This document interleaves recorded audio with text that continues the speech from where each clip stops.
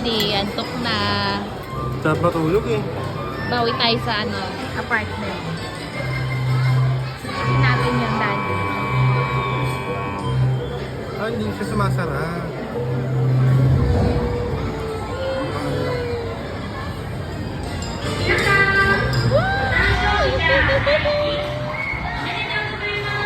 Daddy, pa ikutin mo. Nasa tayo dalawa.